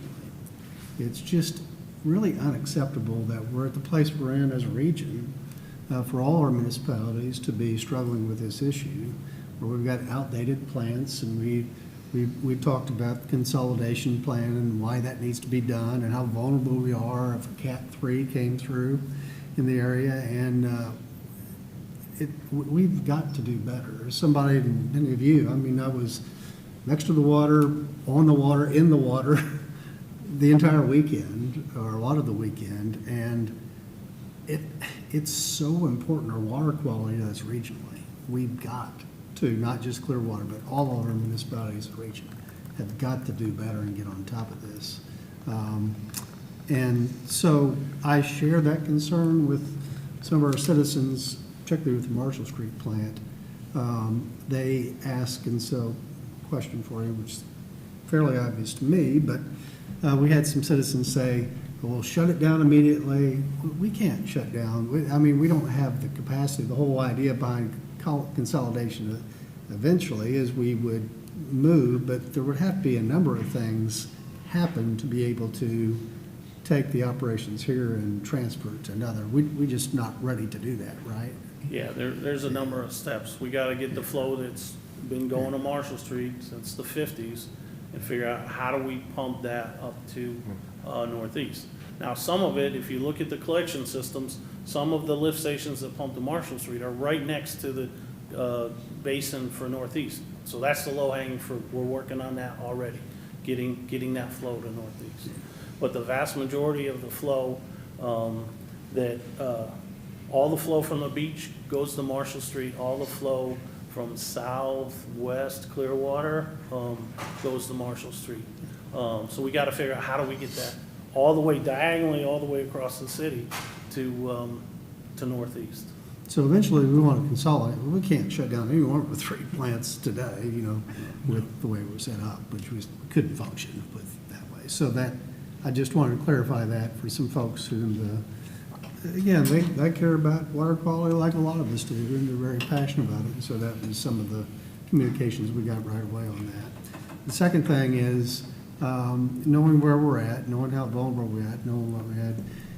Have we learned anything so far that help us with containment? And are we prepared to, in anticipation of another storm coming through, maybe containing spills somewhat better than what we have so far, just by knowing more than we knew about where they're going to spill and how they get into our waterways? So we're keeping an eye on the solids level. We're gonna lower the solids level, keep them down. So that will keep that, hopefully that'll keep that sludge from washing out, at least not with these high rainstorms we get on a daily basis. Containing the flow, we try, if it overflows and we can vector it up or pump it up, we're doing that. But the volume is generally so great that we can't contain it. The incidents I've been talking about were all bypassing the filters. So it made it through 2/3 of the plant, but it didn't go through the filters. The filters have an automatic bypass. They were designed that if they blind, it'll go through this bypass, so it doesn't go on this ground on the street or the parking lot. And then it's chlorinated. It's disinfected with chlorine before it goes into the receiving waters, so.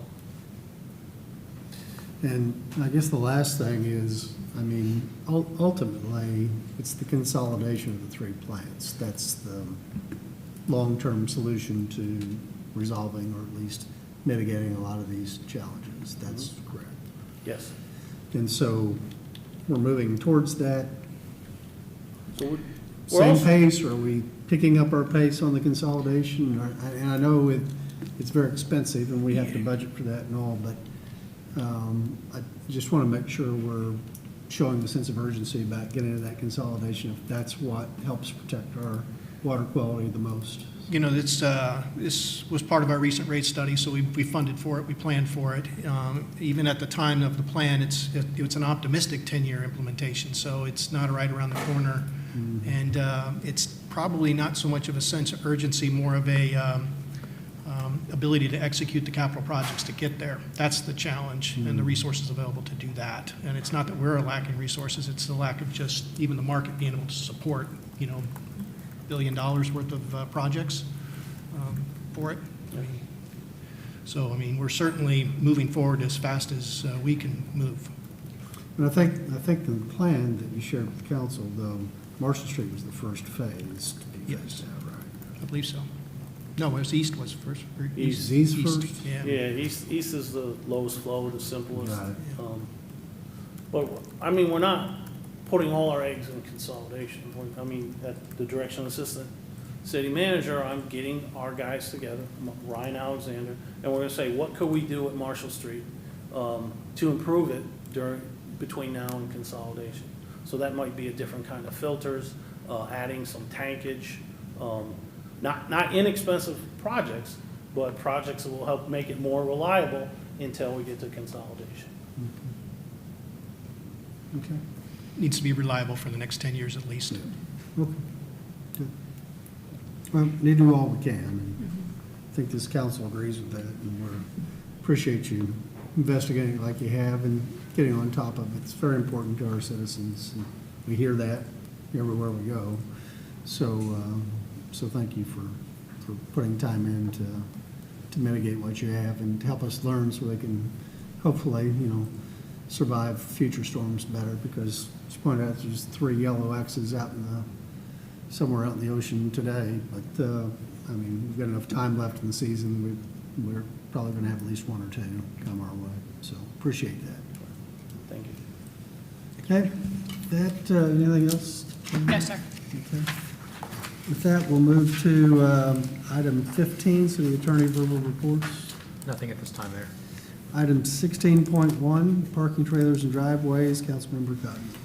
Yeah, thank you, Mayor. So I think that we all received an email in the beginning of August.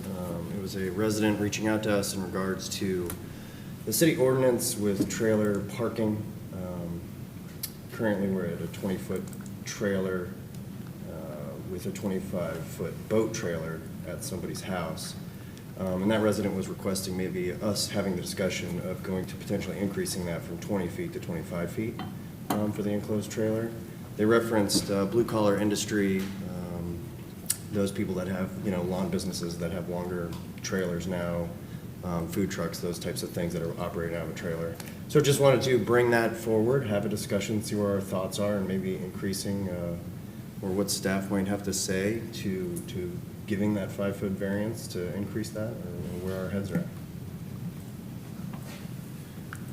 Councilmember Menino?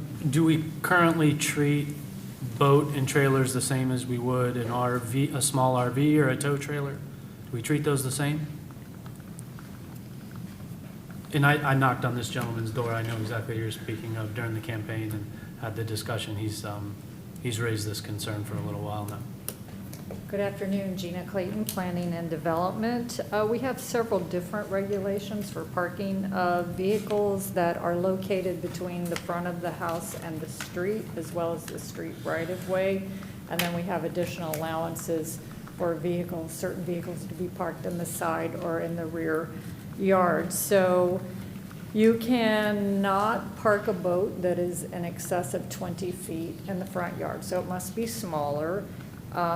You can have a boat trailer that is 25 feet or shorter, but you cannot park a hauling trailer in the front yard. You cannot park an RV or a camper in the front yard. And the only commercial vehicle you can have parked in the front yard is something that is less than 20 feet in total chassis and body length, 7 feet in total width or total height, and that includes all the equipment that may also be on a commercial vehicle.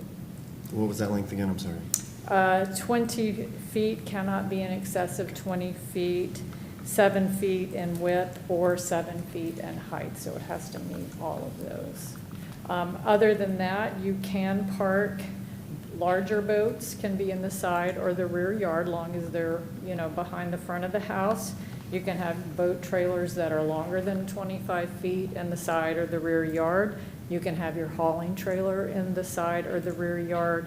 RVs, campers, and all that can be in the side or the rear yard. You do have to screen them, so people are required to have a fence up or a row of hedges or whatever. So that's what would be allowed elsewhere on the property. Yeah, so coming back to it, thank you, Gina, I appreciate that. I can use some of the guys that I work with, right? We're firefighters, they try and supplement an income. They might have a food type of a coffee truck or something that they do on their days off. And essentially, it's what it sounds like this gentleman's talking about, is some type of a blue-collar industry that they do to try and make some, either their primary source of income or a secondary source of income when they're away from their job. I don't necessarily know that 5 feet is going to make or break something, especially if they're utilizing it. I understand there are eyesores within the community, you know, that's a give and a take. Again, just trying to see where your all's head would be at with increasing that to maybe a few more feet or up to 5 feet. I'm sorry if I could interrupt. I think there's a little misunderstanding. It's a boat trailer that can be up to 25 feet, not any other type of hauling trailer, food truck, that sort of thing. Those are, hauling trailers are not allowed in the front yard, like a box trailer or, you know, something that a landscaper uses. Those things are not allowed in the front. They're allowed in the side or in the rear yard. Okay. So any commercial vehicles, right? So food trucks, trailers, any of that stuff, not in the front of the house, only in the A side and the back? commercial vehicle can be in the front if it's less than 20 feet in length, 7 feet in width, or 7 feet in height.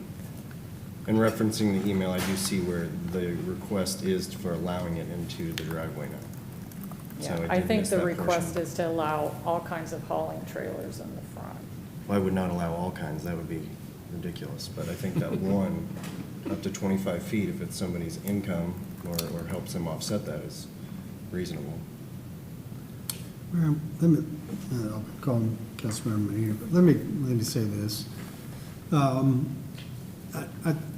I think that the gentleman like you're talking about, or any business owner, if they can do that and be respectful to their neighbors, then that's okay with me. The problem I see is that in many neighborhoods, folks like that are not respectful of their neighbors. That a lot of the neighborhoods, and we've all walked them through campaigning, you know, I mean, there are neighborhoods where, you know, this business owner's neighbors, they take great pride in the appearance of their front lawn and their streetscape, and so to not have that kind of thing parked in their neighbor's driveway, that affects their property values, it affects their way of living, it affects how much pride they take in their own home. And there are some neighborhoods in Clearwater, of course, that have big, wide, you know, front lawns, and maybe that's not so much of a problem if it's just one truck. But we also know that there are some other neighborhoods in Clearwater, they're tight. I mean, they're tight, small little lots, and it doesn't take much of that to really junk up the entire neighborhood. So, because what happens is one property owner does it, and now it flourishes, and everybody sprouts up. And it's just sometimes hard to get up and down the street in some of these neighborhoods for all the stuff that's parked along there. So I understand them wanting to do that. I also am concerned about all those folks around them who I would be hesitant to give that business owner the discretion to just do whatever they wanted to do. An extra 5 feet, some neighborhoods in Clearwater might not be a big deal. Other neighborhoods, it would be a big deal because how tight the lots are, the parking already. So that would be my only concern, is that that might make sense for this one property, but I'm not sure it would work throughout Clearwater. And I would expect there would be some business owners would not be respectful of their neighbors in the way they park that kind of equipment in their yards. So that's just my perspective on it. So Councilmember Menino, did you have something? Yeah, no, I think I understand both sides of it, obviously. I had the same discussion with the gentleman. I'm interested in how and what the difference might be between a 25-foot trailer and a boat versus, somebody having a 20 or 25-foot travel trailer or a motorhome in their driveway. I know that we used to be a boating community a long time ago, and that's probably why that rule was there, but that's probably hasn't been revisited, and I can imagine 25-plus years, and to allow, a 25-foot trailer. I do know language and code does say it has to be operable, right? It has to be registered, licensed. It's important to know that if we do put it behind a backyard, it has to be behind a fence, behind a hedge, on an approved surface, so there are a lot more things that come into it. But I'm open to having that discussion on why it's, just a 25-foot boat on a trailer versus an RV or Any trailer somebody's side for business. 25 feet. Yeah, right. Yeah. Because both, in my mind, would be equally potentially an eyesore affecting neighbors, and I get that. And I don't think that this is something that, we pass or staff works on, comes up with something that's cordial, and all of a sudden we have a mass problem. I'd be naive to think that somebody's not going to try and take advantage of it, right? Like, we're going to have those problems. But if we can even work with our community to try and help offset these rising costs, I think it's our due diligence to at least have the discussion that we're having now. Because even storing stuff in Pinellas County alone for a 25-foot trailer, you're upwards of $200 to $300, so a month on that rental space. So here, I have not met this person specifically, maybe Councilmember Menino has, but just empathizing with them. If they own a piece of property and they're like, man, I own this, I have the space for it, this would definitely help my pocketbook, why can't I do it? So that's just where I'm coming from. Well, it's a little bit, I sympathize with the neighborhoods who fight short-term rentals. It's a residential neighborhood. It's not intended for business commercial use. So to the extent you're storing commercial equipment on your residential property, it's not the appropriate use of your residential. And we have these zoning requirements for a reason, to allow folks to exclusively use their neighborhoods for residential purposes and not commercial purposes. So in my mind, short-term rentals have always been operating essentially as a longer stay hotel, really. And to regulate that, I don't understand why we allow that business to take place in residential neighborhoods. So I think that's my concern. Is, again, I get it. It's hard to start a new business and get it going. You're looking to cut your overhead however you can, particularly in storage space, parking space. But I just want to make sure we're attentive to the purpose of a residential neighborhood is to have homes and not have commercial businesses and equipment there. And again, 5 feet might not sound like a big deal, but in some of our neighborhoods, how tight the lots are, I'm just concerned that it would not be used appropriately. I see both sides, I really do. But I remember, hitting the campaign trail and going home to home, and some of the complaints I received was, look what that neighbor is doing. And it would be a vehicle or a trailer that was protruding slightly, and it was an eyesore, or a commercial, truck that they would complain, look, it's always open and it smells of diesel, and there's all these. So I can see both sides, and you do make a very valid argument that this is a residential area, and it shouldn't be for commercial, storage. But I also see his point, he's trying to make a living. So I'm willing to have that conversation, but I want to hear some more input from the citizens if they can, because I don't want to start something that might create a bigger problem. Vice Mayor? Yeah, I agree with what you said, Mayor. Every time you think of something that may be beneficial to a working person, there's always unintended consequences that happen. You wouldn't want to have Christmas vacations, Uncle Eddie parked next to your house. You think of a nice motor home, maybe not be so bad, and then all of a sudden you got that. And, that's part of the job that Gina has, is to maintain our property values in Clearwater. We want to have nice neighborhoods, and unfortunately, some people, you got to think about the unintended consequences of your decisions. So I just wanted to bring that up.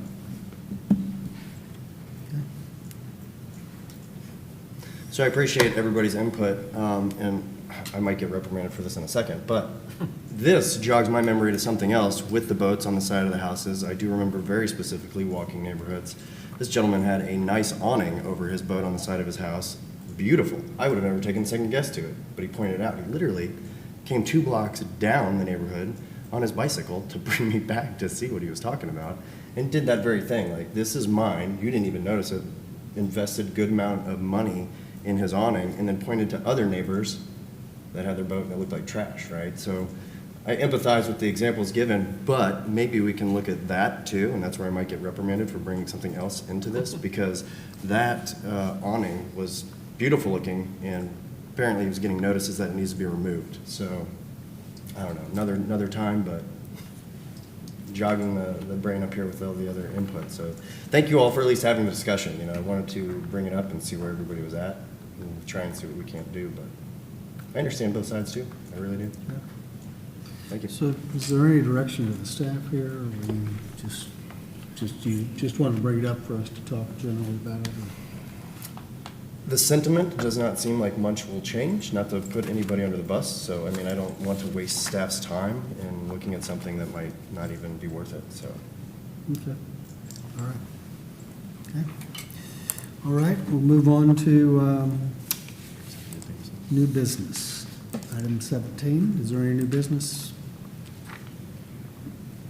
I asked in the last meeting to have a few minutes to bring, to summarize some of things that the TRPC is doing, so if we can schedule it to next time? Actually, it's already been scheduled for the next one. I accidentally put it on the wrong agenda, so I apologize. No worries, thank you very much. With that, we'll move to item 18, closing comments by the mayor. We've got an exhibition tonight, the Uncommon Couture exhibit. Our council member, Teixeira, is a very creative and successful artist, and so she'll be presenting an exhibit tonight. So I will be there and see many of you and invite the public to attend tonight. We continue to celebrate the arts in Clearwater. I made a couple of appearances last week and just talked about just how important the arts are to Clearwater in general. Not just beautifying our city, but inspiring our young people here in Clearwater to be creative. So look forward to attending the event tonight. Hopefully it'll be very successful. And then we also have a Game of Zones planning and development event at the North Greenwood Rec Center. So I hope the community turns out for that tonight too, as we continue to improve all of our city, but particularly the North Greenwood area is an area of focus, and look forward to a lot of community participation tonight too. So with that, if there's nothing further to come before the council, then I will adjourn the work session for September 3rd, 2024.